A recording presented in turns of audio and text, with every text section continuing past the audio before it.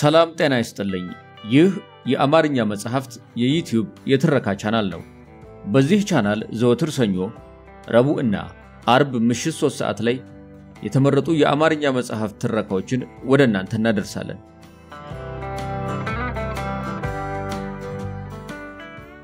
በዛሬው የትረካ ሰዓታችን በኢትዮጵያ የስለላ ታሪክ ውስጥ እጅግ ትልቅ ስም ያለውን የሞሳዱ ምልምል የኬጂቢውን ሰልጣኝ ፔድሮ በሚል የሽፋን ስም የሚታወቀውን የታላቁን ኢትዮጵያዊ ሰላይ የዶክተር አስማማው ቀለሙን ታሪክ እናነሳለን ትረካው ማድመጥ ሲጀምሩ ቪዲዮ ላይክ ማድረግዎን አይርሱ ቻናላችንን ሰብስክራይብ ካላደረጉ ሰብስክራይብ በማድረግ የቻናላችን ቤተሰብ ይሁኑ እስከ ትረካው ማብቂያ ድረስ አብራችሁን ቆዩ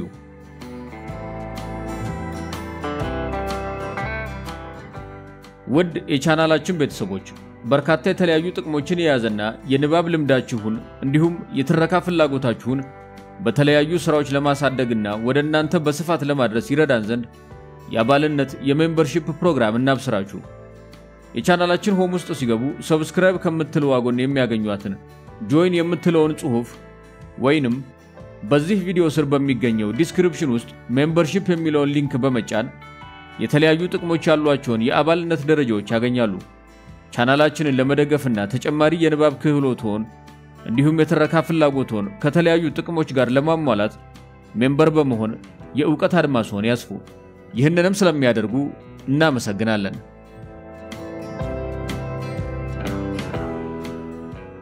ጎጃም ፍኖተ ሰላም የተወለደው ትንሹ አስማማው የልጅነቱ ከፊል ቆይታ በለምለም መስክ ከሚሰማራባቸው ከብቶች ጋር መሆኑ በረኞቹ ዋሽንት ጡመ ዜማ ነፍሱ ሐሴት አድርጋለች የፀሐይቱ ውበት ከኩዮቹ ጋር በደስታ ተጫጭቷል ጀንበር ስታዘቀዝቅ ከአድማስ ማዶ ስትጠልቅ ከምትታየው የፀሐይቱ ውበት ከኩዮቹ ጋር በደስታ ተጫጭቷል ደማቅና የተዋቡ የምሽት ኳክብትን በመቁጠር ፈንጠዝያ አቅልስቷል በጨፍጋጋው ክረምት ገሳ ለብሶ በረኞች ጨዋታ ልጅነቱን ቀጭቷል እንኩቶ ተሻምቷል በእሸት ፈንድቋል ተፈጥሮ ባስጌጠችው ጫካ ድብብቆሽ ተጫውቷል ውሎ አድሮ የገንዘብ ሚኒስተር ሰራተኛው አባቱ አቶ ቀለሙ አስማማው ቀለም ይገባው ዘንድ ለፊደል ቆጠራ ወደ ቄስ ትምህርት ቤት ላኩት እዚያው ያለው የኔታ ይሄ ልጅ በጣም ብሩህ ነው ሌላ ሀገር ወስጄ ላስተምረው ሲሉ አባቴን ጠየቁት ሐሳቡን አባቴ ያልወደዱትም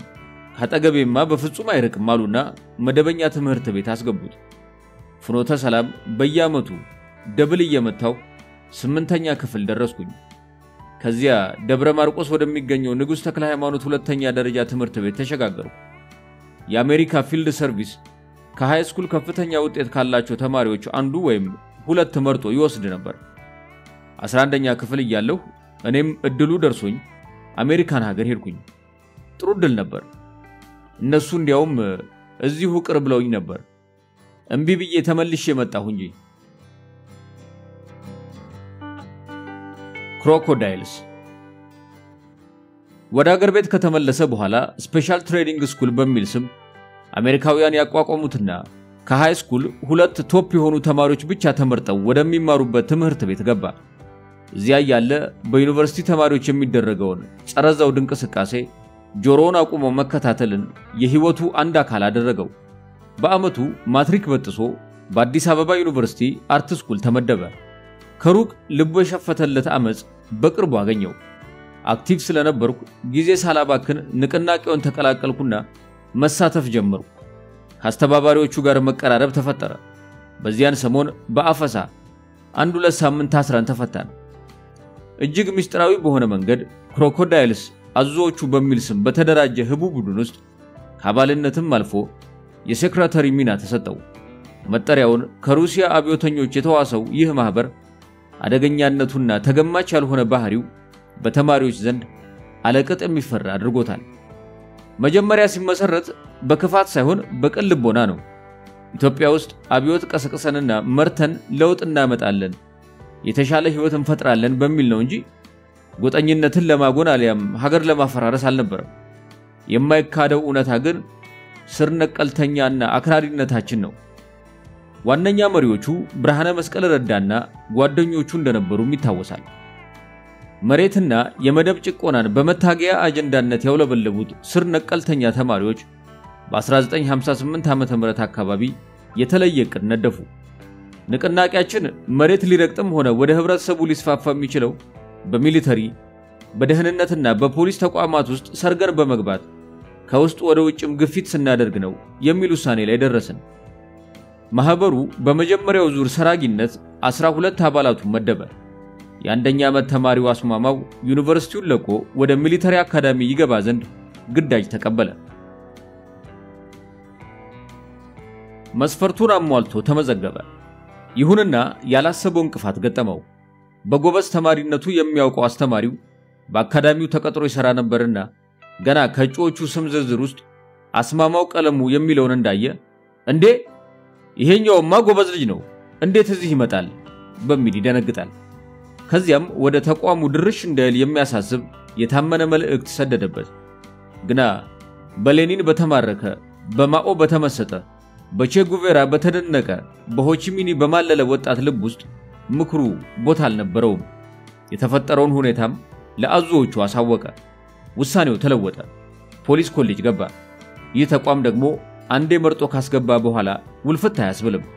በዚያው ቀርቼ በፖሊስ ሳይንስ አድቫንስድ ዲፕሎማ ተመርቄ ወጣው ይላሉ ዶክተር አስማማው።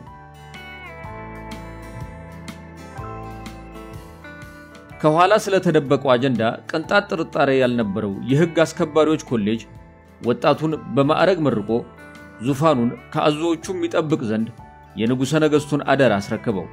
በወቅቱ ፖሊስ ሰራዊት አንደኛ፣ ሁለተኛና ሶስተኛ ማዕረግ የሆኑትን መኮንኖች ደሞዛቸውን እየከፈለ ዩኒቨርሲቲ አስገብቶ ያስተምር ስለነበር ስር ነቀልተኛው ምክትል መቶ አለቃ ለኢኮኖሚክስ ትምህርት አዲስ አበባ ዩኒቨርሲቲ ገብቶ የመጀመሪያ ዲግሪውን አገኘ።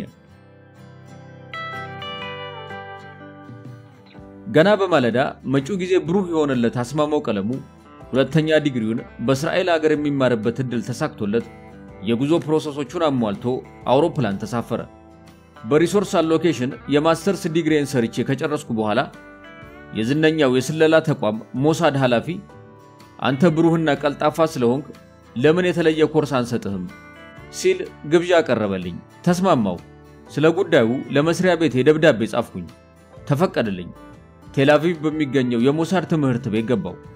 ስልጠናው የስትራቴጂክ ኢንተለጀንስ ሲሆን የመረጃ ትንታኔ፣ የመረጃ ዕቅድ፣ የሴኩሪቲ ኢንተለጀንስና ተያያዥ ጉዳዮች ላይ ትኩረት ያደርግ ነበር። ትምህርቱ ከበድ ያለ ነው። ለ6 ወራት ያክል ተከታትዬ ሲጠናቀቅ ወደ ሀገሬ ተመለሱ። ያከረኝነት ዘመኑ ጀምሮ ያወቅነው የፍኖተ ሰላሙ ወጣት ከላከው ህቡ ቡድን ራሱን ከማግለሉም በላይ በእድሜና በእውቀት በስሎ አንቱም ያስብል ኃላፊነት ተጣለበት። አቶ አስማማው አብዮት አርግዞ የጠቆረው ደመና ዶፉን ለማውረድ ባኮበኮበበት ዋዜማ የፖሊስ ተቋሙ ቀርቶ በፕላኒንግ ኮሚሽን ውስጥ በኤክስፐርትነት ተመድበው ስራ ጀመሩ። ከመንፈቅ የዘለለ ጊዜ ግን አልቆዩም። የአብዮቱ ባቡር ፍጥነቱን ጨምሮ ነገሮችን ገለባበጠ።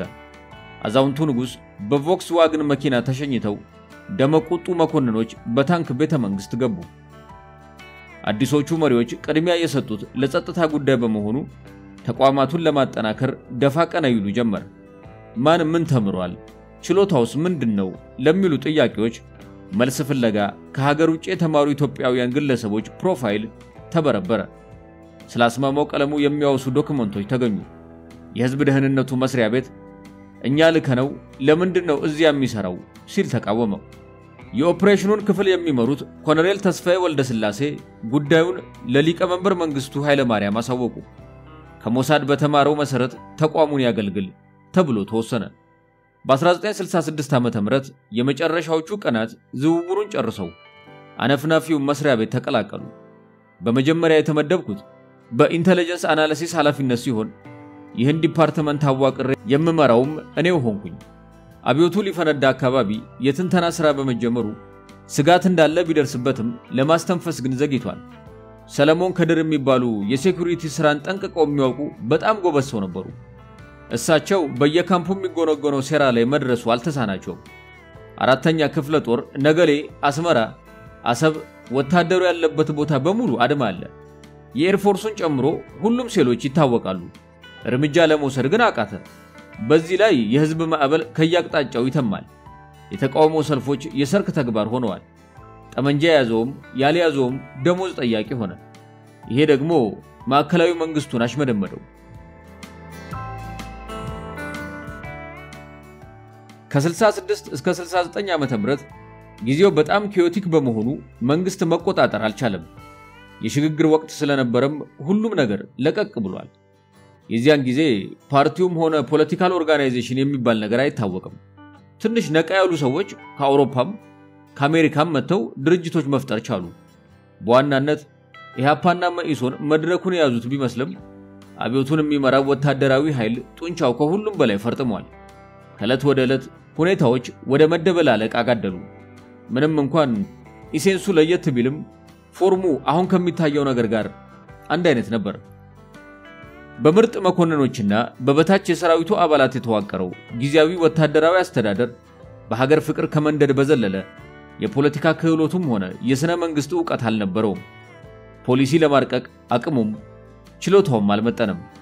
የውጭ ግንኙነት ምን መምሰል አለበት ስለሚለው በጭራሽ ሰምቶ የሚያውቅ ያለ አይመስልም። አዲስ የተፈለፈሉት ድርጅቶች አመላቸው በስቶ ለገላጋይ ያስቸገሩ።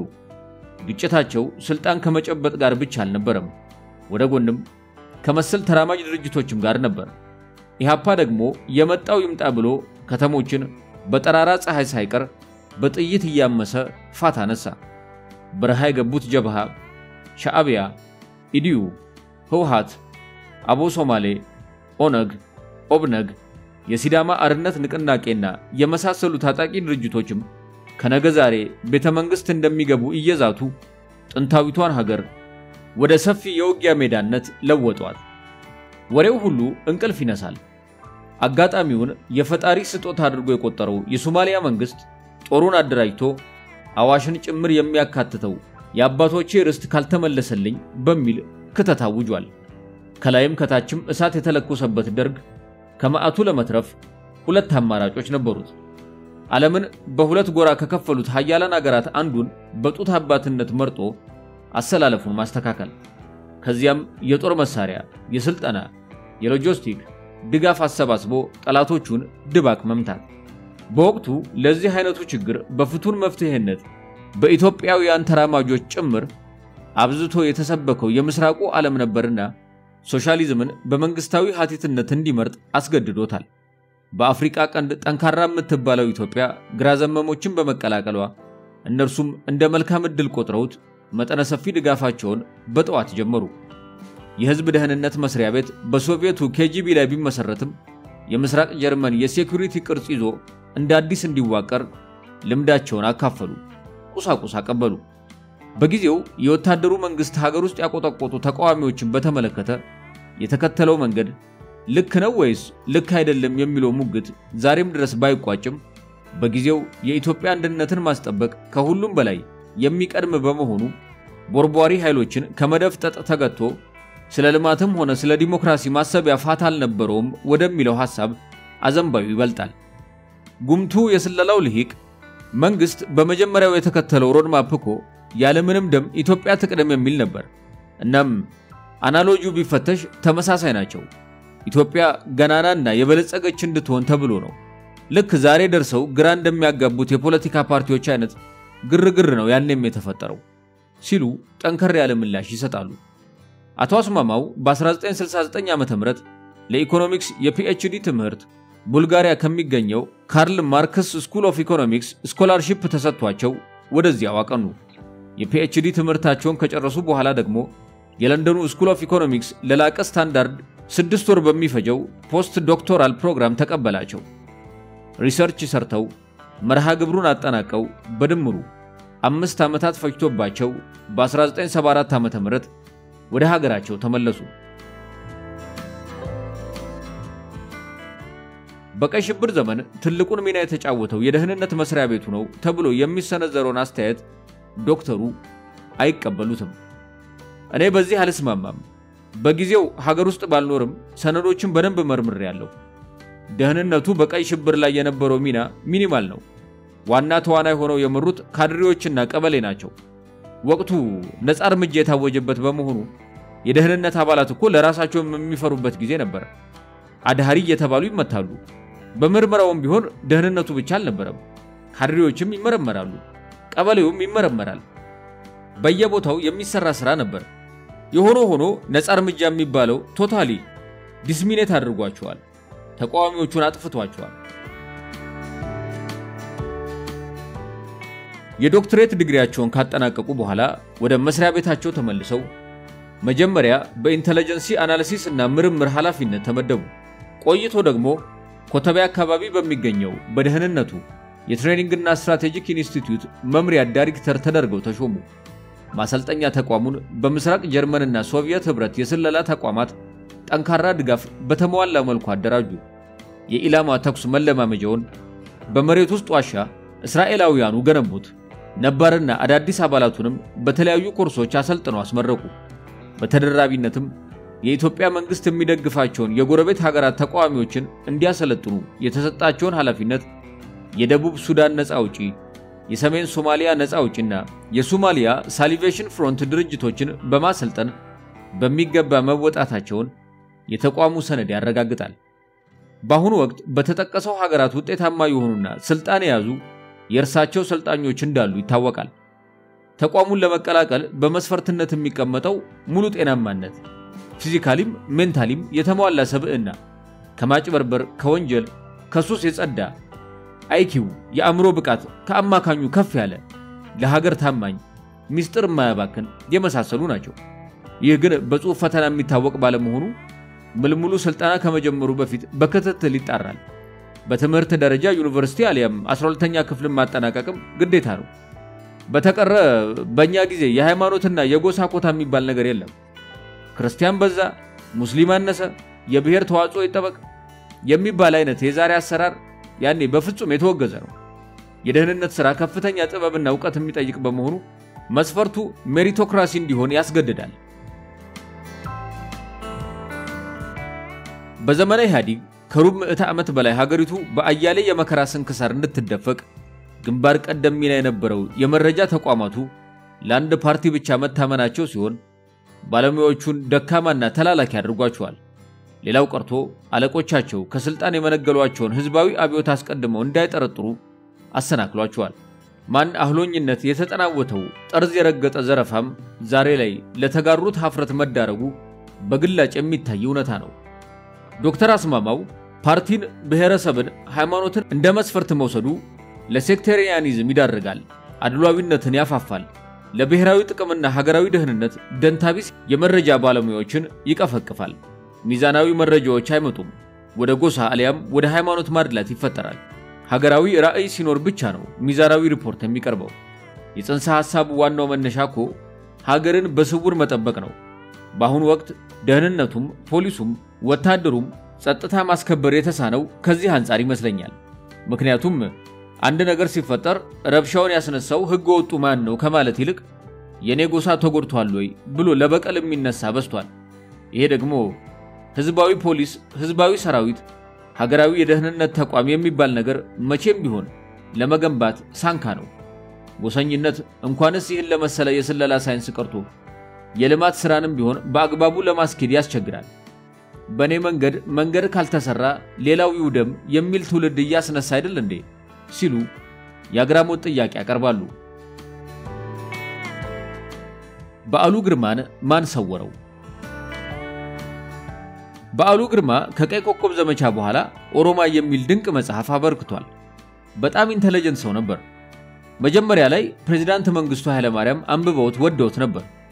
መጽሐፉ ከአብዮቱ በተቃራኒ የቆመ አልነበረም። የቀይ ኮከብ ዘመቻን ፌለሪቲ ከኮኦርዲኔሽን እጥረት ጋር ከአመራር ድክመት ማያያዙ ነው ሰውን ያስቆጣው። ጥቂት ዘግይቶ ተቃዋሚዎች ተነሱበት። መጽሐፉ ውስጥ ያሉት ገጸ ባህሪዎች ስማቸው ተለውጦ ቢተረክም ከተሰጣቸው ተግባር አኳያ ማንን እንደሚመለከት ይታወቅ ነበር።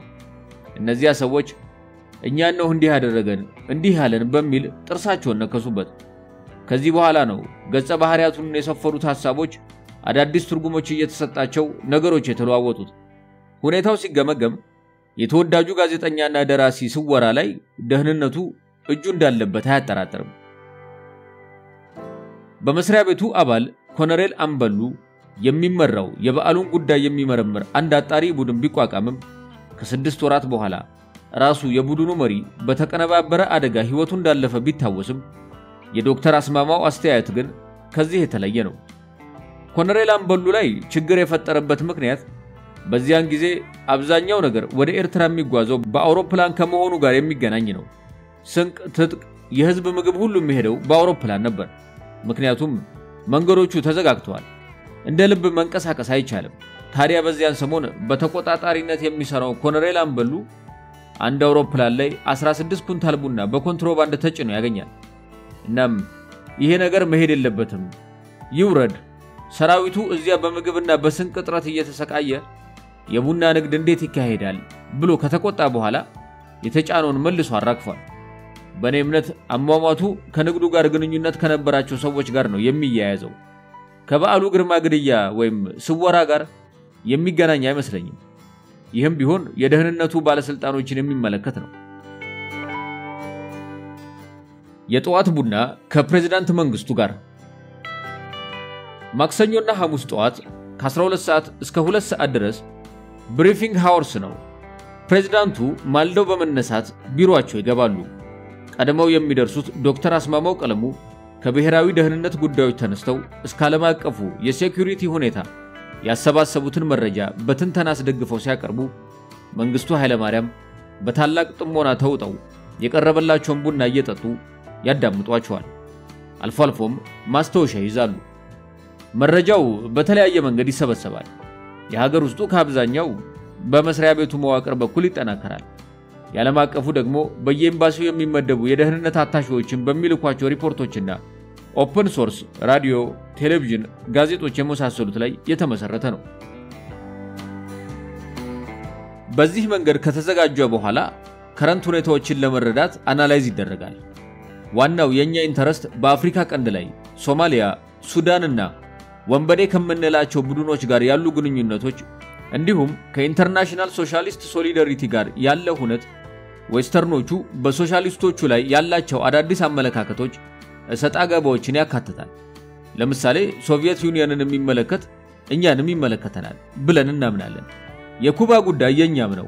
ስለዚህ የየለቱን መረጃዎች አናላይዝ እያደረግን ከመፍትሄ አቅጣጫና ጉዳዩ ወዴት እንደሚያመራ ከሚጠቁሙ መደምደሚያ ጋር ለፕሬዝዳንቱና ለሚመለከተው እናቀርባለን። ሳይንሳዊውን መንገድ ተከትለው በሰለጠኑ አባላት የተዘረጋው የደህንነት መዋቅር የሚሰበስባቸው መረጃዎች ብዙ ጊዜ እውነት ሆኖ ለመገኘታቸው በጥናት ተረጋግጧል። በሰራዊቱ ውስጥ ወታደራዊ ደህንነት የሚባል መምሪያ አለ። ከላይ ጀምሮ እስከ ታች ድረስ በሚዘረጋው ሰንሰለት አማካኝነት በየለቱ በሚካሄዱ ኦፕሬሽኖች ላይ የሚከሰቱ ችግሮችን በተመለከተ መረጃ የሚያስተላልፉበት አሰራር የጦሩን እንቅስቃሴ በጥልቀት ለመከታተል ያስችላል። እኛ እያንዳንዱ የአማጽያን እንቅስቃሴ በተለይ የሻዕቢያና ወያኔን ባሰረግናቸው አባሎቻችን አማካኝነት መረጃ እናገኝ ነበር። የነርሱ ይዞታ፣ ዓላማ፣ ፍላጎት፣ ሐሳብ፣ እቅድ ምን እንደሆነ እናውቅ ነበር። የመረጃ ችግር አልነበረብንም። ቡድኖቹን ለማዳከምም 3 አይነት ስራዎች ተሞክረዋል። እነዚህም 1 በፕሮፓጋንዳ ከማህበራዊ መሰረታቸው መነጠል፣ 2 በኢንፊልትሬሽን በሚገኝ መረጃ እንቅስቃሴያቸውን እያጋለጡ አለመተማመን በመፍጠር አንጃ እንዲወጣ ማድረግና 3 ፊዚካል ፋይቲንግ ናቸው። በዘመኑ ሚሊተሪውና ደህንነቱ በየሳምንቱ በጋራ ይሰበሰባሉ። የመጡ መረጃዎችም በጋራ ይተነተናሉ። በዚህ መሰረትም የሚወሰዱ እርምጃዎች ላይ ይመክራሉ። አመራሩን በሰርጎ ገብ ለማስወገድ የተደረጉ ሙከራዎች አልተሳኩም። የህዋት የአመራር አባላት እንደ ቀረሮራ ባሉ ስውር ቦታዎች መመሸጋቸው ተልእኮን አስቸጋሪ አድርጎታል። ጽህፈት ቤቶቻቸው ባሉባቸው ሞቃዲሾ፣ ሱዳን፣ የመን፣ ሊቢያ፣ ሲሪያ አሳሲኔሽን ለማድረግ ደግሞ ከነዚህ ሀገሮች ጋር የተለየ የሴኩሪቲ አሬንጅመንት ወይም የሴኩሪቲ አግሪመንት መኖር አለባቸው። እኛ እዚያ ላይ አልሰራንም። የትኛውም ኢትዮጵያዊ ወደ እነዚህ ሀገራት ሲገባ ታስሮ ይመረመራል። አያፈናፍኑም። ሌሎች መንገዶች ግን መጠቀም ይቻል ነበር። ለምሳሌ የሱዳን ፖሊስ፣ ወታደር፣ ደህንነት ወይም ተራ ዜጋን መልምሎ መሞከሩ አይከብድም ነበር። በተለይ ደግሞ የምናሰለጥናቸውን ደቡብ ሱዳናውያን አማጺዎችን መጠቀም ይቻል ነበር። አልሞከርነውም እንጂ በወቅቱ አውሮፓ ላይ ይቀል ነበር። ቪዛው ከተገኘ አያስቸግርም። እነርሱ እዚያ ድረስ መጥተው ይገድላሉ ብለው አይጠረጥሩም። የነ ተድላ እቅድ በምዕራብ ጀርመን የከሸፈው ፈንጂው ራሳቸው ላይ ስለፈነዳ እንጂ በጸጥታ ሰራተኞች ጥረት አይደለም። በፕሬዝዳንት መሐመድ ዚያድ ባሬ ትዕዛዝ የሶማሊያ ጦር ወደ ኢትዮጵያ ድንበር ዘልቆ በመግባት ድሬዳዋ ድረስ ያሉ ከተሞችን በታንክ በታገዘ ወረራ ተቆጣጠረ። መንደሮች ተቃጠሉ። አዛውንትና ህፃናት በጥይት ተደብድበው ረገፉ። ነፍሰ ጡሮች ሳይቀሩ የሐበሻ ሽል እየተባለ በሳንጃ ሆዳቸው ተዘረገፈ። ሰቆቃ በረከተ፣ እልቂት ነገሰ። አዲሱ ወታደራዊ መንግስት በተዳከመ መዋቅር በተከፋፈለ የፖለቲካ አመለካከት ተነክሮ ቢንደፋደፍም ዜጎቹንና ሀገሪቱን ለመታደግ ቆርጦ ተነሳ። በአጭር ጊዜ በእናት ሀገር አድን ጥሪ ባሰባሰበው መደበኛና ሚሊሻ ሰራዊቱ እንዲሁም በኩባ የመንና ሩሲያ ድጋፍ ታላቅ ተጋድሎ ፈጽሞ የጠላት ወታደሮችን ጠራርጎ አባረረ። መብረቃዊ የመልሶ ማጥቃት ምቱም መቋቋም ተስኖት የሚሸሸው የሶማሊያ ሰራዊት በየመንገዱ ያገኘውን ሁሉ ሲቪሉንም ወታደሩንም ፖሊሱንም የሕክምና ሰራተኞችንም እየነዳ ሞቃዲሾ ወስዶ አሰረ። ወደ 14000 የሚሆኑ ሰዎች በቁጥጥራቸው ስር እንዳሉ ተረጋገጠ። በታላቋ ሶማሊያ ህልም የተሳከሩት ዚያድ ባሬ ሲቪል ዜጎችን አግበስብሰው ወደ ማሰር ይዞሩት ይህንን ህዝብ ለማስፈታት ሲል የኢትዮጵያ መንግስት ወደ ድርድር ይመጣል በሚል ረቤለሽ ሐሳብ እንደሆነ ዘግይቶ ታወቀ። እርሳቸው ገድላቸውን ፈጽመው ህዝቤን ልቀቁ የሚለውን የአዲስ አበባ መንግስትን ተማጽኖ በኩራት እየጠበቁ ነው። የቤት ስራቸውን ጨርሰዋልና ለምላሹ ተዘጋጅተዋል። እስረኞቹ እንዲፈቱ ከፈለጋችሁ መሬቱን ስጡን። ይሁንና ቀን ሳምንታትን ወራትን እየተካ ጊዜው ነጎደ። የተጠበቀው የምልጃ ልመና የውሃ ሽታ ሆነ። የኢትዮጵያ መንግስት በአደባባይ መሬት በእስረኛ በፍጹም እንደማይለውጥ ይፋ አደረገ። ግፉአኑም ሰቆቃ በሞላባቸው የሶማሊያ ማጎሪያዎች ቀልጠው ቀሩ። ይሄኔ ውጥሩ መክሸፉን የሞቃዲሾ ሹማምንት ተረዱ። የኛን እስረኞች በተመለከተ ለሊቀ መንበር መንግስቱ ሁለት ሐሳብ ቀረበ። አንዱ በሶማሊያ ላይ ተጽዕኖ ሊያሳድሩ በሚችሉ ሀገራት በኩል መሬትን የሚያካተት ሽምግልና መሞከር ሲሆን፣ ሁለተኛው ደግሞ በሚሊተሪ ኦፕሬሽን ታጋዮቹን አስለቅቆ ወደ ሀገራቸው ማምጣት የሚል ነው። ሽምግልናው ሊሰራ አልቻለም። ስለዚህ ሶማሊዎቹን ሰላም በመንሳት ለውጥ ከመጣ በሚል የኢትዮጵያ አየር ኃይል ጦርነቱ ካለፈ በኋላ እየደጋገመ የተመረጡ ታርጌቶችን በመምታት ከፍተኛ የሆነ ጫናና ውድመት አስከተለ። የተለወጠ ነገር አልነበረም። ከዚህ በኋላ ለፕሬዝዳንት መንግስቱ በዚህ መንገድ እስረኞችን ማስፈታት እንደማይቻል ሐሳብ አቀረብኩና ተስማሙ። ቀጣዩ ቅድም በተመለከተ አማራጮችን ፈትሸን በረቀቀ መንገድ ሶማሊያን መሰለሉ ወደ መፍትሄ ያቀርባል የሚለው ታመነበት። ምክንያቱም በወቅቱ ዜጎቻችን መወሰዳቸው እንጂ ብዛታቸው ምን ያህል እንደሆነ፣ የት ቦታ እንደታሰሩ፣ በምን ሁኔታ ላይ እንደሚገኙ፣ የእስር ቤቱ ጥበቃ ምን ይመስላል፣ ጥንካሬው ምንድነው፣ ድክመቱስ፣ በሚስጥር ኦፕሬሽን ለመጠቀም ቢፈለግ መግቢያ በሮች የትኞቹ ናቸው፣ አቅጣጫዎቹስ አመቺ ናቸውን ለሚለው ጥያቄዎች መልስ አልነበረንም። እነዚህን ጥያቄዎች ሊመልስ የሚችል ፕላን ተዘጋጀ። ትግበራው ግን አደገኛ በመሆኑ ማን ይፈጽመው የሚለው ሌላ ጭንቀት ፈጠረ። ፕሬዝዳንት መንግስቱ ኃይለማርያም ነገሩን አውጥተው አውርደው በቁጣም ያሸብሩ አይኖቻቸውን ወደ ዶክተር አስማማው ተክለው እንዲህ አሉ። አንተ ነህ ይህንን ተልእኮ የምትወጣው። እቅዱ ትንሽ ስህተት ቢገጥመው አንገትን ለሰይፍ ይዳርጋል። በሽፋን ስምና ዜግነት ወደ ሶማሊያ ዋና ከተማ ድረስ ሰተት ብሎ በመግባት በጄምስ ቦንድ ፊልም እንዳየነው አሊያም በመጽሐፍት ውስጥ እንዳነበብነው አይነት የስለላ ጀብዱ መፈጸም ይጠይቃል። በራሳቸው በሀገሪቱ መሪ ለዚህ ታላቅ ተልእኮ የተመረጡት የደህንነቱ ሹም ዶክተር አስማማው የሞዛምቢክ ዜጋ መሆናቸውን የሚገልጽ ፓስፖርት ተዘጋጀላቸው። ጋዜጠኝነታቸውንም የሚመሰክር የተለያዩ ዶክመንቶች ተሰናዱ። ስማቸውም በአጭሩ ሲጠራ ፔድሮ ሆነ። ዝግጅቱ ከተጠናቀቀ በኋላ በኢትዮጵያ አየር መንገድ ተሳፍረው ወደ ሀገራቸው ዋና ከተማ ማፑቶ ሞዛምቢክ በረሩ። አዛውንቱ መሪ መሐመድ ዚያድ ባሬ እርጅና ቢጫጫናቸውም ህልማቸው መክሸፉን ቢረዱም መንበራቸውን ከጠላቶቻቸው ከውስጥም ከውጭም ነቅቶ ለመጠበቅ ገና አልደከሙም። በዚህ ላይ ጉምቶቹ የኢታማጆር ሹምና የደህንነት ኃላፊው በጎሳ ስለሚገናኙ በተንቀጭቃጭ የሚመጣ መንገራገጭን ማምከኑ የቤተሰብ ጉዳይ ነውና አያንቀላፉም። ብቻ በኢትዮጵያ መንግስት የሚደገፉ ተቃዋሚዎቻቸውን በወረንጦ ለቅመው የእጃቸውን ይስጡ እንጂ ሀበሾች በሚል ጅምላ ስያሜ የሚወነጅሏቸውን ኬሲዎች ለመደምሰስ ለመጨረሻ ጊዜ የሚያደርጉትን ሙከራ ያውጣነጥናሉ። አልሰሜን ግባ በለው ከሞዛምቢክ ርዕሰ ከተማ ማፑቶ ወደ ሞቃዲሾ የሚበረው አውሮፕላን አደገኛ ሰላይ ስለመያዙ ለመጠርጠር የሚያስችል መለኮታዊ ኃይል ያለው በሶማሊያ ምድር አንድም አልነበረም። ፔድሮ ከብቃቱና ከሀገር ወዳድነቱ በተጨማሪ ግዳጁን የሰጡት ራሳቸው ፕሬዝዳንት መንግስቱ ኃይለማርያም መሆናቸው ኃላፊነቱን አክብዶታል። አንተነ ይህንን ተልእኮ የምትወጣው ጥርት ያለው የቆራጡ መሪ ድምጽ ያቃጭልበታል። እንደማያሳፍራቸው ለራሱ ቃል ገብቷል። ታላላቅ ኢትዮጵያውያን ጀግኖች በሞት ሸለቆ ውስጥ ተጉዘው ከጠላት ጋር ተዋድቀው ሀገር መታደጋቸውን ሲያስታውስ ደስ የሚል ስሜት ተሰማው። በስለላ ትምህርት ቤት በነበረበት ወቅት ለእንዲህ አይነቱ ሥራ ምን ማድረግ እንዳለበትም ጠንቅቆ ያውቃል። ቤተሰቦቹን ለሥራ ጉዳይ ወደ ሞዛምቢክ መሄዴ ነው ብሎ ነው የተሰናበተው። ሶማሊያ ውስጥ አንዳች ችግር ቢደርስበት ምን ሊል እንደሚችል ሲያስበው ይረበሻል።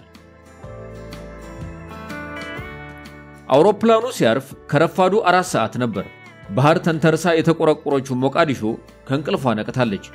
ሁል ጊዜ ጠዋት በፀሐይ ብርሃንና በነጋዴዎቿ ውክቢያ ትደምቃለች። ከእንግሊዛውያኑ የባርነት አገዛዝ ያተረፈቻቸው የተዋቡ ህንጻዎቿ ለሮማን ኢምፓየር መታሰቢያ የታነጹ ይመስል ጥንታዊውን ኪነ ህንጻ ያስታውሳሉ። ግርግሩ ፈጣን ነው። የወደብ ከተሞች መገለጫ ነውና ከመኪኖች ይልቅ መርከቦች ይበዛሉ። መርከቦቹ መልህቃቸውን በጣሉ ቁጥር የሚፈጥረው ጫጫታና ሁካታ ላለመደው ሰው ይከብዳል። ፖለቲካ ማውራት፣ መንግስትን ማማት፣ በህቡ ስለሚንቀሳቀሱት ተቃዋሚዎች በጎውን መናገር ከሻርኮቹ ጋር የመቃለድ ያህል አደገኛ በመሆኑ አስፈሪ ዝምታ ነግሷል። በርግጥ ድባቡ ከጠላቷ ዋና ከተማ አዲስ አበባ ጋርም ፍጹም ተመሳሳይ ነው። በአፍሪካዊቷ መዲና ተራው ሰው ቀርቶ የከተማይቱ መስራች ጣይቱ ብጡል እንኳን በተአምር ተከስታ ጓድ መንግስቱን ለመደፋፈር ብትሞክር ወየውላት። ሳርቀጠሉን በወሬ አቀባይነት እየተጠረጠሩ ወደሚመሽባት ከተማ ፔድሮ ወሬ ለመቃረም እንኳን ደህና መጡ። ሞቃዲሾ እንደደረስኩ ጋዜጠኝነቴን የሚያሳምን ዘመናዊ ማረፊያ አፈላለኩ። ጎሌድ የሚባል ትልቅ ሆቴል የተሻለ በመሆኑ በባለስልጣናት መዘውተሩም ያለውን ጠቀሜታ አስተውዬ አንድ ክፍል ተከራየሁ። የመጀመሪያ ስራ ያደረኩትም ከተማዋን በእግሬ ተዟዙሮ ማጥናት ነበር። ጎን ለጎንም ፔድሮ ጋዜጠኝነቱን ለማስረገጥ በእንግሊዘኛ ቋንቋ በሚታተመውና ደን በሚባለው የሀገሪቱ ጋዜጣ ላይ መጣጥፎችን አወጣ። ሞዛምቢካዊ ጋዜጠኛ ነኝ ለሚለው ሽፋን ምስክር ይሆን ዘንድ ደግሞ የዚያድ ባሬን አስተዳደር የሚያወድሱ ጽሑፎችን በሞዛምቢክ ለሚታተሙ ጋዜጦች በመላክ ለንባብ ማብቃቱ ለተቀባይነቱ ትልቅ ድርሻ ነበረው። ተባባሪዎቹንም መልምሎ ጨርሷል። የሶማሊያ ጋዜጠኞች ማህበር መቋቋም አለበት በሚል መንቀሳቀሱም ከታዋቂ አዘጋጆች ጋር ሳይቀር አቀራርቦታል። ሞቃዲሾን ከእግር እስከ ራሷ ለማወቅ ጥቂት ቀናት ብቻ ነው የፈጀባቸው። በጋዜጠኝነት የተሰማሩ መስለው በአሰቃቂው ማጎሪያ ውስጥ ስለተቆለፈባቸው ኢትዮጵያውያን መረጃ ማሰስ ጀመሩ። በ6 ወራት ጊዜ ውስጥም 4 ከተሞችን በርብረው የሚፈልጉትን በሙሉ አገኙ። ከተወዳጇቸው ባለስልጣናትም ለመቃረም ሞክረዋል። በ1978 ዓመተ ምህረት መገባደጃ አካባቢ ከ6000 በላይ እስረኞች በ20 እስር ቤቶች ውስጥ እንደተከረቸሙና ከ1000 የሚልቁት ህይወታቸው እዚያው ማለፉን ጨምሮ አውቀዋል። መረጃ ሊሰጡኝ ይችላሉ ብዬ ያሰብኳቸውን ሰዎች ሳነጋግር ወደ ደህንነቱ ቢሮ በቀጥታ የሚያስተላልፍ ሚስጥራዊ ድምጽ መቅጃ ደብቄ ይዣለሁ። በጥርጣሬ እንኳን ለአደጋ ብጋለጥ የሚያገኙት መረጃው ከተላለፈ በኋላ መሳሪያውን ብቻ በመሆኑ የልብ ተሰምቶኛል። ድንገት የሞዛምቢኩ የሥራ ቋንቋ የሆነውን ፖርቹጊዝ የሚናገር ሰው ቢገጥመኝ በሚል በቂ ባትሆንም ለመግባቢያ ያክል በትንሹ አውቄ ነው የሄድኩት። ሆኖም ምንም አደናቃፊ ነገር ሳይገጥመኝ ከ6 ወር በኋላ በመጣሁበት ሞዛምቢክ አድርጌ ወደ ሀገር የገባው። አንገት በሚያስቀነጥስ መስዋዕትነት የተሰበሰበው መረጃ ለፕሬዝዳንት መንግስቱ ኃይለ ማርያም ሲቀርብላቸው እጅግ በጣም ተደሰቱ። እንዲህ አይነት ሰውም አለለካ ሲሉ ተደምጠዋል። በህዝብ ደህንነት መስሪያ ቤቱ ታሪክም ከሀገር ውጪ በስኬት የተቋጨ ትልቁ የስለላ ሥራ ሆኖ ተመዝግቧል። ከዚህ በኋላ ድርድር ቢጀመር ስለምንፈልገው ነገር በቂ ዕውቀት ስላለን ወደዛው አመራን። ለአደራዳሪነቱ የመን፣ ኩባ፣ ኬንያና ቱርክ ተመረጡ። ሶማሌዎቹ እስረኞቹን ለመልቀቅ በዋናነት የጠየቁት ለተቋሚዎቻቸው የምናደርገውን ሁለንተናዊ ድጋፍ እንድናቆም ነው። ምክንያቱም እኛ የነሱን ሲቪል ዜጎች በጭካኔ ሰብስበን እንደ ጦር ምርኮኞች ስላላሰርን በወቅቱ እጃችን ላይ የነበሩት 84 መኮንኖችና ወታደሮች ናቸው። ሁኔታው እልባት አግኝቶ ለመስማማት 3 ዓመት ገደማ ፈጅቷል። የሁለቱ ሀገራት ድርድር በይፋ ከተጀመረ በኋላ እየተቋረጠ እየቀጠለ ሲካሄድ የኢትዮጵያ መንግስትን የወከሉት ሁለቱ ባለስልጣናት ኤታማዦር ሹም ሌተናንት ጀነራል መስፍን ቃልአብና እኚሁ ጉደኛ ዶክተር ሰላይ ነበሩ። መስፍን ጎበዝ ሰው ነው። በሶማሊያ በኩል ደግሞ የሲያድ ባሬ ልጅ ያገቡት ቺፍ ኦፍ ስታፍ ጀነራል ሞርጋንና የሀገር አስተዳደር ሚኒስትራቸው ኢብራሂም መሆናቸውን ሰምተናል። እኛም ወደ ሞቃዲሾ ሄድን። በአራት ጉዳዮች ላይም ተደራደርን። አንደኛ እዚህ የሚገኙ 3 የተቋሚ ድርጅቶች ከዚህ በኋላ መርዳት እንድናቆም፣ ሁለተኛ በሁለቱ ሀገራት መካከል ሆስቲሊቲ እንዳይኖር መስራትና የጥላቻ ፕሮፓጋንዳን ማስቀረት፣ ሶስተኛ እስረኞችን መለዋወጥ፣ አራተኛ የዲፕሎማቲክ ግንኙነት መጀመር የሚሉ ናቸው። ከፕሬዝዳንት ሲያድ ባሬ ጋርም ተነጋግረናል። የዲፕሎማቲክ ሪሌሽኑ እንደተጀመረ በሽፋን በሰለልኳት ሶማሊያ ላይ አምባሳደር ሆኜ ተሾም። ሆስቲሊቲውና ፕሮፓጋንዳው ከቆመ በኋላ በ1981 ዓ.ም እስረኞችን ለመለዋወጥ ዝግጅቱ ተጠናቆ ቀን ተቆጠረ። በፍቹ ላይ እዛው ሀገራቸው ላይ የተንቀሳቀሱ የኛን መንግስት የሚታገሉትን አግኝተው ያሰሯቸውን የኦነግ 46 የኢሃፓ 32 አባላትም በራሳቸው ምክንያት ቢያስሯቸውም በጦር ምርኮኛ ልውውጡ ዝርዝር እንዲካተቱ ተጭነን ተደራድረን አስፈትተናቸዋል። ግን እነሱ ወደዚህ አልመጡም። በዛው ነው ወደ ሌላ ሀገር ሄዱት። ውጤቱን እንደ ታላቅ መንፈሳዊ በዓል የቆጠሩት አምባሳደር አስማማው በአረንጓዴ ቢጫና ቀይ ቀለማት ጥለት የተንቆጠቆጠ የሀገር ባህል ልብስ ለብሰው እስረኞቹ መሃል ሲገኙ በምግብ እጥረት፣ በጉልበት ሥራ፣ በተለያዩ ማሰቂያ ዘዴዎች ክንዳቸው ዝሎ አቅማቸው ተዳክሞ በስነ ልቦና የደቀቁት ተፈቾች በሲቃ እንባ ተሞሉ። ደስታቸውን በጩኸት ለመግለጽ የሚያስችል አቅም እንኳን እንዳልነበራቸው የተረዱት አምባሳደር አብዝተው አዘኑ። አይኖቻቸውም እንባ ቋጠሩ። ዓለም አቀፍ ማህበረሰቡ ለሁሉም እስረኞች የሰጠውን ወደ በለጸጉት የምዕራብ ሀገራት የመሄድ ዕድል 1000 የሚሆኑት በመቀበላቸው ተለይተው ሲቀሩ ሀገራቸውን የመረጡት 4000 ያህል ተፈቾች ደግሞ ለ83 ጊዜያት በተደረገ የአውሮፕላን ምልልስ ተጓጉዘው ኢትዮጵያ ድንበር ደረሱ። የአካባቢው ነዋሪም በነቂስ ወጥቶ በእልልታና ሆታ የደመቀ አቀባበል አድርጎላቸዋል። ድሬዳዋ ላይ ፕሬዝዳንት መንግስቱን ጭምር ተገኝተው ደስታቸውን ከመግለጽ በዘለለ የቀጣይ ዕጣ ፈንታቸውን ተስፋ ያለመለመ ቃል መግባታቸውን ጥላሁን አትሬሶ የኛ ሰው በሶማሊያ እስር ቤት በሚል ርዕስ ባሳተሙት መጽሐፍ ገልጸውታል። 11 ዓመት የእስር ዘመን በአገልግሎት ተይዞላችሁ ጓደኞቻችሁ ከደረሱበት እንድትደርሱ ጦራታ ክልልም የገባችሁ መብታችሁ ተከብሮ አቅም በፈቀደ መቋቋሚያ ተደርጎላችሁ ወደ መደበኛ ስራችሁ ትመለሳላችሁ። እንደ ጸሐፊው መረጃ ከተገባው ቃል የተተገበረው ጥቂቱ ነው። አንድ ሻለቃ ነበሩ። ተዋጊ ጀት ያበረሩ በሶማሊያ አየር ክልል እሳትም የሚተፋ ትርኢት አሳይተው የሲያድ ባሬን የአየር ኃይል አውሮፕላኖች ወደ አመድ ክምርነት የቀየሩ። እንደገና ተመልሰው ፋብሪካዎችንና ድልድዮችን አውድመው ሲመለሱ ጀቱ በአየር መቃወሚያ ተመታ። በጃንጥላ ወረዱ። በምርኮኝነት ተይዘውም ለ11 ዓመታት በእስር ቤት ከማቀቁ በኋላ መንግስታቸው ባደረገው ጥረት ተፈተው ወደ ሀገር ቤት ገቡ። ማንም ሰው በህይወት ያቆያቸዋል ብሎ አልገመተምና ድርብ ደስታ ሆነ። ኢትዮጵያ ሻለቃውን የብሔራዊ ጀግና ሜዳሊያ ከሸለመች በኋላ ማዕረጉን ወደ ብርጋዴር ጀነራልነት አሳደገች። ለገሰ ተበጀ በገሃነም እንኳን ይፈጸማል ብሎ ለማሰብ የሚዘገነን ከባድ ግፍና ስቃይ በሶማሊያ የደረሰባቸው አዛውንት፣ ወጣት፣ ህፃናት፣ ሴት፣ ወንድ፣ ሚሊተሪ፣ ሲቪል ወገኖቻችን በታላቁ ሰላይ አነፍናፊነትና ተደራዳሪነት ግቡን መጥቶ ሀገራቸው ሲገቡ እንዲህ ሲሉ መዘመራቸው ተሰምቷል። ላሳለፍነው ዘመን ምንም አንከፋም፣ እኛ ተሰውተን ኢትዮጵያ ትቅደም። የመጨረሻው መፍትሄ የፕሬዝዳንቱ ቢሮ የውጭ ጉዳይ ሚኒስትርና የደህንነት መስሪያ ቤቱ ከራሳችን አማጺ ቡድኖች ሌላ ትልቁ የኢትዮጵያ ስጋት ምንድነው የሚለውን ለመገምገም ተቀምጠን ብዙ ከተከራከረን በኋላ ሶማሊያ የመሆኗ እውነት መግባባት ላይ ያደረሰን። ታዲያ ራሳችንን ለዘላቂው ከአደጋ እንዴት እንከላከል በሚለው ላይ ስንወያይ ሁለት የተለያዩ ሐሳቦች ቀረቡ።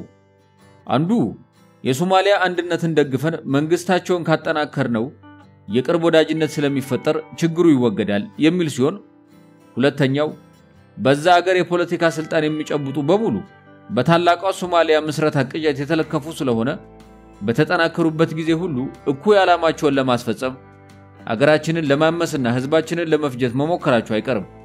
እናም በአንድ መጥፎ ጊዜ ሊሳካላቸው ቢችል ፈርሳ የምትበታተነው ኢትዮጵያ ትሆናለች። እነርሱ መቼም ቢሆን ለመገነጣጠል የማይፈነቅሉት ነገር የለም። የግዛት መስፋፋት ህልማቸው በጭራሽ አይተውትም። እኛም ደግሞ አገራችንን የመከላከልና የመጠበቅ ታሪካዊ ግዴታ አለብን።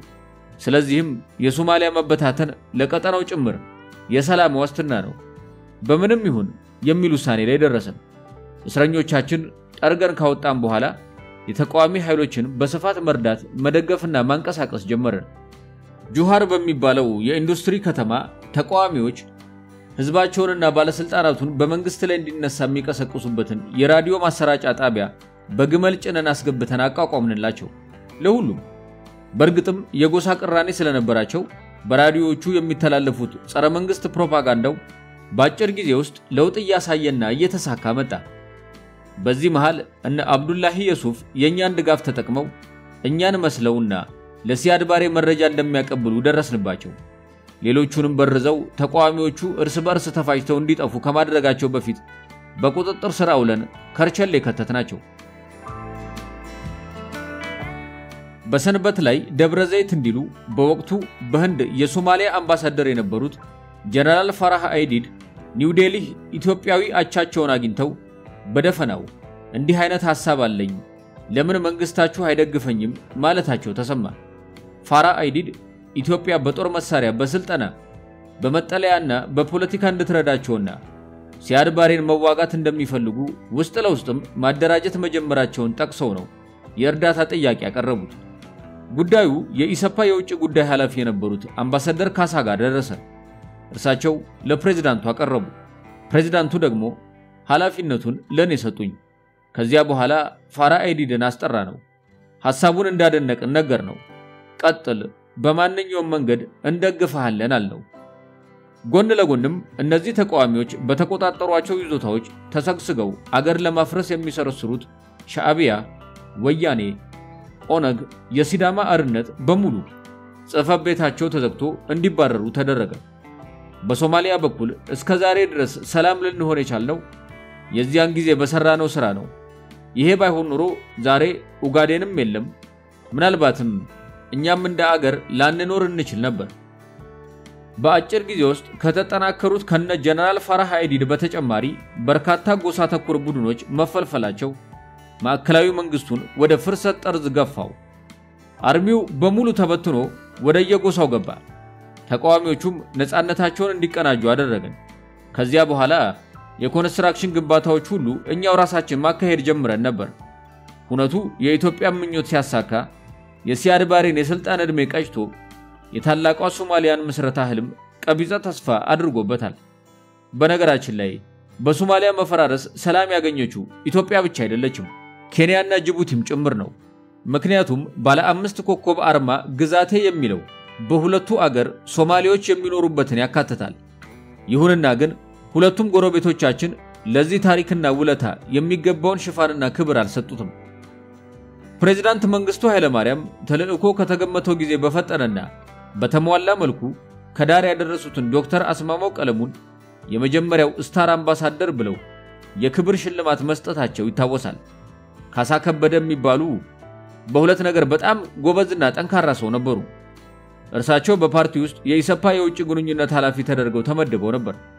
እኔ አንድም ቀን ፕሮብሌም አቅርቤ አላውቅም ፐርፎርማንስ እንጂ ሁሉ ጊዜ ሪፖርት ጽፋለሁ የውጭ ግንኙነት ስለነበሩ በቅጂ ደርሳቸውና ያዩታል ኮከብ አምባሳደር ተብዬ እንድሸለምም ከፕሬዝዳንት መንግስቱ ኃይለ ማርያም ጋር ተነጋግረውበታል በእኛ ዘመን የመጀመሪያውም የመጨረሻውም ተሸላሚ እኔ ብቻ ነኝ በእንግሊዝ የቀኝ አገዛዝ ዘመን ሀገራቸውን በፖሊስነት ያገለገሉት መሐመድ ሲያድ ባሬ የሶማሊያ ብሔርተኝነት ማማ ላይ በማውጣት የጎላ አበርክቶ እንዳላቸው ባይካድም በሩሲያ የመሳሪያና ወታደራዊ ስልጠና ክንዳቸውን አፈርጥመው በኢትዮጵያ ጅቡቲና ኬንያ የተበተነውን ህዝብና መሬት የመሰብሰብ ዘመቻ አውጀው ሲያበቁ ባለአምስት ኮከቡን ባንዲራ ያውለበለቡ ትግበራውን ከኢትዮጵያ መጀመራቸው ዛሬም ድረስ ለማረም ለቸገረ ታሪካዊ ስህተት ዳርጓቸዋል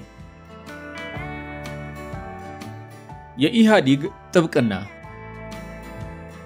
ግንቦት 20 1983 አዲስ አበባን ጨምሮ አብዛኛው የሀገሪቱ አካባቢዎች በኢሃዲግ ቁጥጥር ስር መዋሉ የተለፈፈበት ዕለት ዜናውን ሶማሊያ ሆነው የሰሙት ዶክተር አስማማው ወደ ሌላ ሀገር ሄዶ ጥገኝነት መጠየቅ ስላልፈለጉ ወደ ኢትዮጵያ ተመለሱ ወደ መረጥኩበት ቦታ በዚያው ሊሄድ ይችል ነበር አገሬን ጥዬ መኮብለሉን እንደ ክህደት ስለቆጠርኩት ነው የመጣሁት ብዙ የተሰደዱ እንደነበሩ አውቃለሁ በርግጥ እነርሱም ቢሆኑ ራሳቸውንና ቤተሰቦቻቸውን ከታደጉ ወደፊት ሀገራቸውንም መጥቀም እንደሚችሉ አስበው ሊሆን ይችላል የስለላው ቁንጮ ወደ ሀገራቸው ሲገቡ ምን ገጠማቸው በአዲሱ መንግስት የተቀነባበሩ 3 ክሶችና እጃቸው ላይ እግረሙቅ ጠልቆ ወደ እስር ቤት መነዳት ትርክቱን ለማሳመር አንደኛውን ዋናውን ክስ እናዘገየውና ከቀሪዎቹን ጀምር ሁለተኛው ክስ በቀይ ሽብር ተዋናይ ነበርክ የሚል ሲሆን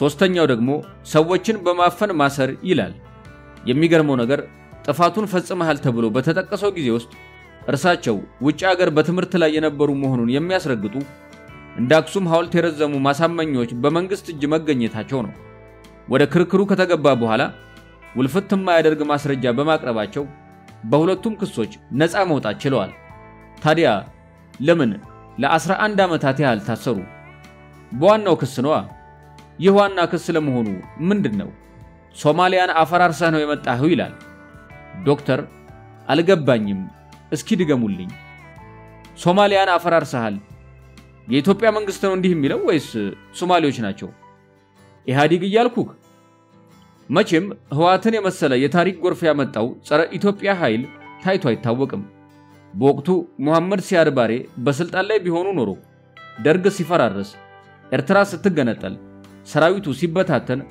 ሞቃዲሾ ቁጭ ብለው ከንፈር በመምጠጥ ሐዘናቸውን ይገልጻሉ ወይስ ታንክ ያሽከረከሩ ናዝሬት ደርሰው አስተዳደራቸውን ይመሰርታሉ ቅንጣት አያጠራጥርም ሶማሊያ ኢትዮጵያ ተዳክማለች ብላ ባሰበችበት ጊዜ ሁሉ ለመሬት ወረራ ጥቃት ከፍታለች በድህረ 53 ሞክራ ከሽፎባታል በድህረ 66 ድሬዳዋን አልፋ ደንገጎ ተሻግራ ወደ ቁልቢ ስትገሰግስ የነበረው ለመንፈሳዊ የንግስ በዓል አልነበረም በድህረ 83 ሰንብታ ቢሆን ኖሮስ እግዚኦ ማሰብ ራሱ ያስፈራል ሌላው ቀርቶ ህወሓት ለ27 ዓመታት ያክል በስልጣን እንደ ልቡ ለመባለግና ቀጥባጣ ዘረፋ ሀብት ለማጋበስ የቻለው ደርግ የሶማሊያን ቅዠት በማያዳግም ሁኔታ በማምከኑ መሆኑ እንዴት ይሳታል ይሁንና ኢሃዲግ የኢትዮጵያን ጥቅም እንዳሳጣ አደገኛ ወንጀለኛ ቆጥሮ በክሱ ገፋበት ዳኞቹም መዝገቡን መመልከት ጀመሩ ተከሳሽ አስማማው ቀለሙ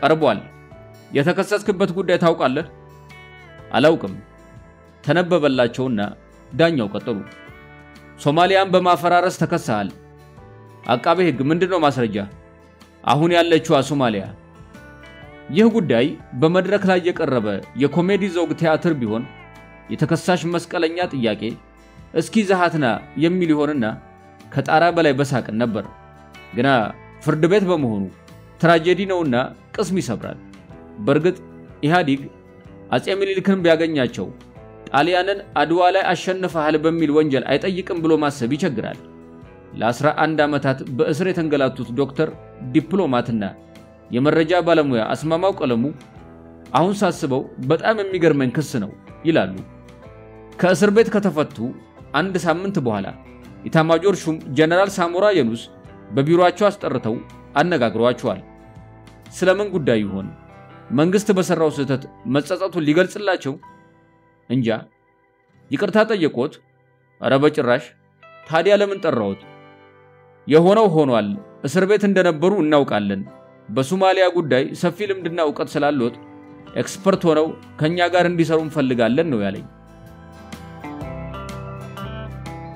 እንደበተኑ መልሰው አንድ እንዲያደርጓት ነው ልምድና ዕውቀቱ የተፈለገው ይገርማል እሺ እርሶ ምን መለሱ ሶማሊያን አፍርሰሃል ብላችሁ እኮ ነው ይህን ሁሉ አመት በግፍ ያሰራችሁ ከናንተ ጋር መስራት አልፈልግም እውነት ሆኖ መርህና ክብር ይቀድማል ሊያግባባኝ ሞከረ ምን ብለው መኪናና ቤት ይሰጣሃል ጥሩ ደሞዝ ይከፈለሃል ይሄማ እስር ቤት ሲማቅቅ ለነበረ ሰው በደንብ ያጓጓል በፍጹም ክብርና ዓላማ ይበልጣል እኔኮ በደርግ ጋር የሰራሁት በኢትዮጵያ ጉዳይ ላይ ድርድር ስለማያቅ ነው እኔ የኢትዮጵያን አንድነት በጣም የምፈልግ ሰው ነኝ ያገርና የህዝብን አንድነት የሚጎዳ ነገር አልፈጽምም ለጀነራሉ እናንተ በዚህ ጉዳይ ላይ ያላችሁ አመለካከት በጣም ዊክ ነው ይቅርታ አድርግልኝና እኔ እንደዚህ ካለ መንግስት ጋር ተባብሬ ያልሰራም አልኩት እርሳቸውስ ምን መለሱ መልሰን እኮ ልናስሮት እንችላለን ወይ ጉድ እሺ አጠገቦት ያለውን መሳሪያ አንስተው ቢተኩሱብኝ እንኳን ሞቴን መርጣለሁ እንጂ ፈርቼ የምመለስ ሰው አይደለሁም አልኩት በዚሁ ተለያየን ከኛ መንግስት በኋላ ወደ መጣው ስርዓት ስንመለስ ከሁለት ግዝፈት የነሱ ችግሮች ጋር እንላተማለን የመጀመሪያው በደህንነቱ መስሪያ ቤቱ ሲሆን ሌላኛው ደግሞ በአገሪቱ ኢኮኖሚ ላይ ከተፈጸመው ግፍና ሻጥር በመዋቹ ክንፈ ገብረ መድህንም ሆነ በተሳዳጁ ጌታቸው አሰፋ የተመራው ይህ ተቋም ከዘመናዊው የኢንተለጀንስ ሳይንስ ርቆ ብሔርን ለታማኝነት መስፈርት አድርጎ መክሸፉን ለመረዳት ሊቅ መሆን አይጠይቅም የገዛ ዜጋን ለታራሚው ጭቆናና መከራ ያጋፈጠ መዋቅር ተዘርግቶበት ህዝባዊ አገልግሎት ሰጥቷል በሰላማዊ መንገድ የሚንቀሳቀሱ የፖለቲካ ፓርቲ አመራር አባላት በህትመት ውጤቶቻቸው ላይ የቢሮ አድራሻቸው የሰፈረ ጋዜጠኞችን ከበርቴዎችን ባለስልጣናትን መሰለልና ስልክ ጠልፎ የግል ጉዳይን ጭምር አድምጦ መሳለቅን እንደ ታላቅ ገድል የሚቆጥር እርባና ቢስነቱ ለውጡን ተንተርሶ ተሰምቷል እኛ የራሳችንን ሰዎች የምንሰልለው ለከፍተኛ ስልጣን ወይም ሚኒስትሮች ምክትል ሚኒስትሮች ኮሚሽነሮች ምክትል ኮሚሽነሮች ጀነራሎች ሲታጩ ነው ፕሬዝዳንት መንግስቱ ኃይለማርያም ብዙ ጊዜ በግል ጠርተውኝ እስኪና ከሌ በትልቅ የአገር ስልጣን ላይ ተቀምጠው በወሳኝ ጉዳይ ጭምር አመራር እንዲሰጡ ሊሾሙ ነውና ችግር እንዳለባቸውና እንደሌለባቸው አጣራልኝ ይሉኛል ሰዎቹ ስለ ሹመቱም ሆነ ስለ መሰለላቸው የሚያውቁት ነገር የለም በህዝብ ደህንነት መስሪያ ቤት ውስጥ ለዚህ አይነቱ ተግባር ብቻ ተብሎ የተዋቀረ ግሩፕ አለ ሐላፊው እኔ ነበርኩ እናም የተሿሚዎቹ ዝርዝር ይዘጋጅና በሚስጥር ይጣራል ከፍተኛ ጥንቃቄና ስልጠና የሚጠይቅ አድካሚ ስራ ነው እውነተኛውን የሰውየው ማንነት የማቅረብ ግዴታ አለበት ትልቅ ፍርድ የመስጠት ያህል ነው ሰውየው በእኛ ስህተት ባይሾም ህይወቱንም እናበላሻለን የአገርንም ጥቅም እናስቀራለን ስለዚህ ቀንም ሌትም በሁሉም ቀዳዳ እየሾለክን መረጃ እንሰበስባለን በቤተሰቡ በጓደኞቹ በትምህርት ቤቱ ይበረበራል የትምህርት ዶክመንቶቹ ይመረመራሉ የሥራ ባልደረቦቹ የሆኑ ሚኒስትሮችን ጭምር ሰውየውን በተመለከተ ያላቸውን አስተሳሰብና የሚያውቁትን እንዲናገሩ እንጠይቃለን ከተለያዩ አካላት ጋር ያለው ኮኔክሽን ምን እንደሚመስል ይፈተሻል እዚህ ጋር አንድ ገጠመኝ ላስታውስ ስም መግለጽ አያስፈልግም ብቻ አንድ ነጋዴ የማይገባውን ላይሰንስ ይዞ አገኘ ነው ይሄን ፈቃድ የሰጠህ ምን አይነት ግንኙነት ቢኖራችሁ ነው ብለን አፋጠጥ ነው በጉቦ እንደወሰደ አመነልን በርግጥ ጉቦ ተቀብሏል ብለን ሪፖርት አላደረግንም ለሐላፊነቱ ግን ብቁ አለመሆኑን አስረድተን ተሰርዟል ምክንያቱም ይሄ ሰውዬ አዲስ ሹመት ላይ ቢመደብም የለመደውን ጉቦ ከመቀበል አያመነታም ፕሬዝዳንት መንግስቱ ኃይለማርያም የቱንም ያህል የወደዱት ሰው ቢሆን እኛ ውድቅ ያደረግነውን ሰው አንድም ቀን ሾማው አያውቁም ምናልባት በጣም ፈልገውት ከሆነ እንኳን እስኪ መልሳችሁ በደንብ አጣሩ ይላሉ ሲደገምም እንደ ቀድሞ ከሆነ ይሄው ነው ብለን እናቀርብላችኋለን ከዚያ በኋላ ፋይሉ ይዘጋል የማጣራቱ ስራ መጨረሻ ላይ የሚሰጠው ሳቲስፋክሽን አለ እንጂ በጣም ከባድ ነው የመረጃው መስሪያ ቤት ንጽህና በቤተ መቅደስ ይመሰላል የሞት መልእክተኛን 40 ክንድ የሚያርቁ ቀሳውስት ይገለጹበታል ሀገራዊ ሴራ ይፈተትበታል የጠላት ፍጻሜ ይሸረብበታል። ኦሪታዊ መስዋዕት ይቀርብበታል። እስራኤል ያለ ሞሳድ ምድረ በዳ ትሆንምን? ከቀዝቃዛው ጦርነት ማህፀን የአሜሪካ ኃያልነት ያዋለደው CIA አይደለምን? ኦሳማ ቢንላደን መረጃ አነፍናፊ ርጉማን ባይኖሩ ኖሮ ማን ይደርስበት ነበር? በስለላው ሊቃውንት ከተካዱትስ እነማን ተረፉ? እውነት እላችኋለሁ ያለ መረጃ ሁሉም ነገር ከንቱ የከንቱ ነው። ሙስና ከጥሬ ስጋና ውስኪ እንዳያልፍ ገድግዶ አቆይቶ የነበረው የህዝብ ደህንነት በድህረ 83 ፈርሶ ኢትዮጵያም ነፃ ወጣች በተባለ ማግስት ቢሊዮን ዶላሮች በጠራራ ፀሐይ ተዘርፋለች። በህዋት ቅብአ ቅዱስ የተዳበሰ ሁሉ አዳኙ ሲዘንብለት በአግራሞት ተመልክተናል። የሆነው ሁሉ ያለ መረጃው መስሪያ ቤት ባረኩት ፍጹም አይታሰብም። የማያይ አይን የማይሰማ ጆሮ ለጥበቃ የተመደበውስ ለዚሁ አይደለም? ይህ ጽሑፍ የተገኘው ከፍትህ መጽሔት አንደኛ እትም ቁጥር 11 ጥር 2011 ዓ.ም እስከ ቁጥር 14 የካቲት 2011 ዓ.ም ከታተበው ተከታታይ እትም ውስጥ ነው።